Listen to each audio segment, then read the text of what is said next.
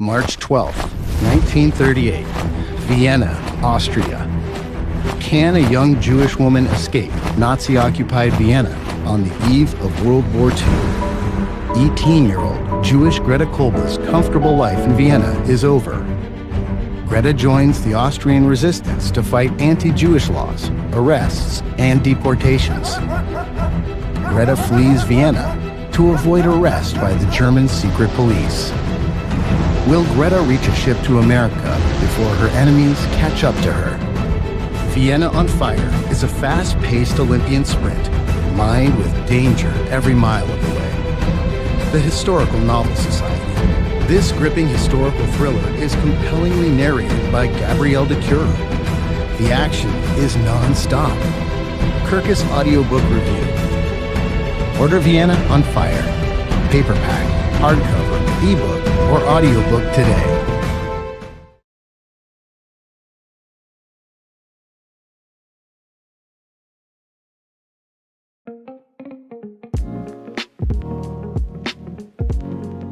Well, welcome back to the Munn Avenue Muse podcast and videocast presented by munnavenuepress.com.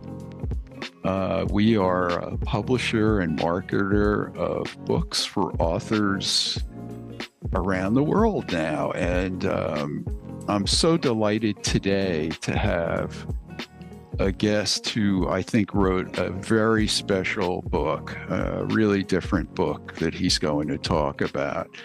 His name is Don Gabor. What inspired you to write Vienna on Fire, a book of historical fiction based on your mother's experiences during World War II? Tell us about the inspiration, the beginning, and where that led you. I knew my mother was from Austria. When I was a kid, she told me stories about her life in Austria, in Vienna, where she was born with her parents who owned a store. They were fairly well off and had a nice life. There were 200,000 Jews living in Vienna at that time. Her family was, as I understood it, did not have a religious bent, except that she told me that she went to school at a Catholic school, and they celebrated Christmas. And so and then I asked her one day, and this is when I was maybe 10, 11 years old, maybe a little bit younger. I said, well, what happened to your parents? Because I knew she came here when she was 19 without her family. And I really didn't know much more than that because she never talked about it. And she said, well, and she was kind of a little bit, and I remember this, she was just hesitant. She said, well, there was a lot of Vienna was bombed during the war, and I guess they died. So I thought, well, gosh, that's horrible. I'm so, I didn't know what to say. And that was kind of the end of the conversation. Well, fast forward to 1997, 98, and we'd heard stories about her, rowing on the Danube with her friends and going with her father to Rome and getting, having to kiss the Pope's ring and, him out doing all this kind of these stories, and we'd hear them over and over again. So my wife and I are standing out in front of at the address where she lived, which she did not want to give us, by the way. In Vienna. She goes, it's not there anymore, and it's too far. My father let the cat out of the bag. In Vienna, you're talking about. In Vienna. About. We're standing in Vienna right. in 1997 on our first trip there. And we're standing in front of this at the address, and I'm expecting to see, I don't know, a new building or new buildings or something. And I'm seeing a building that says, it's an old building, a turn of the century building, and all the buildings on the block, and this isn't a nice neighborhood, all the buildings on the block are 100 years old. And there's a sign on the building that says architect is man's name and 1913. And I'm going, but wait a minute. Something wasn't right. And it was at that moment I thought, okay, something isn't making sense here. And of course, what I learned as a result, so that was the moment the penny dropped, that everything that my mother was telling me wasn't the whole story. So it was at that point to where I started doing some research. And my wife, Eileen, who has been just a huge assistant help with this project, not only as a researcher, but as an editor, we gathered all these materials. And I saw a lot. And this is where I learned one of the biggest pieces of information that she had never, ever revealed to me or my sister. Which was what? Which was that her family was Jewish. Never knew. Not a word, nothing about Jewish culture, nothing about anything Jewish at all. And you found this in the document research in Vienna, right? We found this in the document research that we requested from the Austrian government when they finally, after 40 years of, stonewalling, released documents from the German-occupied time. And on those documents, and this is chilling to me, and it was among other things that were rather dissettling, where it had her parents' names. And on these documents, they were all in German, by the way, so we couldn't read them. So my wife decided she was going to learn to speak German. So that was the next step, and which she has continued to do. But their names were Otto Judenblau. They would put Juden, Jewish, or Jew, and her mother's name, Lily Sarah Blau. And that was the first, well, wait a second. And then, of course, there were other indications, and we got a stack of documents. I mean, and I'm holding my fingers up, and I could point to into my office how thick these documents were. But that was the other big surprise. I'm not a historian, and I sort of would nibble around the edges in terms of asking questions to my mother about certain topics, and she would, there would be a few little tidbits of information, and then boom. And when I said, wow, it'd be kind of interesting to do a family tree, absolutely not.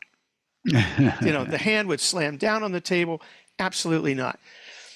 And so, because you had real stories from your mother that do appear in the novel, but because she was reluctant to fill in the blanks, you created a fictional narrative, but peppered in it and through it are your real stories of your mother. Is that correct? That is correct. And the big missing piece of her story was the novel takes place, it starts on the day that the German army came into Austria. It's called the Anschluss, and that was the annexation of Austria, incorporated it into the country of Germany.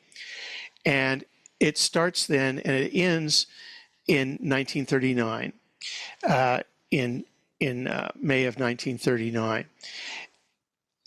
The first half of the book is what happened while her time living still in Vienna with her family, and her time in the resistance, and just the things that went on there. And we have stories for that. We have documents, what happened to her parents' business, and that kind of thing. But the big piece that was missing, and I asked her about this, forget it, is how she got from Vienna to a boat in the Netherlands to take to New York, which she did in May. And with presumably many obstacles along the way. Well, at that time, Jews could not get a passport. Across borders, yeah. Across borders. They couldn't get visas. They had to, there were so many obstacles that they had to face. And when I asked her, I said, well, how did you get from Vienna to, where you got the ship? Oh, I don't know. It was so long ago. I guess I took a train. And I'm thinking, well, if you took a train, I don't think so, because this was not likely. So what I did was I took stories from these various sources, and I stitched it together. it together. I think the biggest part, and I was thinking, well, where's my mother's role in all this? Really, it's fiction, and this is what I want to admit. This is not a memoir. It's not a biography. It's not my mother's full story of what she did, but it's the character's personality is pretty tightly tied into my mother's personality. That I can safely say, and I feel that it also tells a story about other people and the obstacles that they faced and what they did, and also what the people who helped them. She had help, and there was a lot of help to people who survived, and I wanted to make that clear too. And a lot of the help came from Austrians. A lot of help came from Germans. A lot of the help came from people who had a lot to lose, and so that was all kind of factoring into the whole mix. Yeah, and I think what you've done is that synthesis of real story, historical research, and some imagination creates an authentic experience for a reader. I mean, experiences, but they're having that thread of true experience woven into the story. I think as a reader, you can sense that even though this is historical fiction, there's so much that's real about it, or real portraits of the time.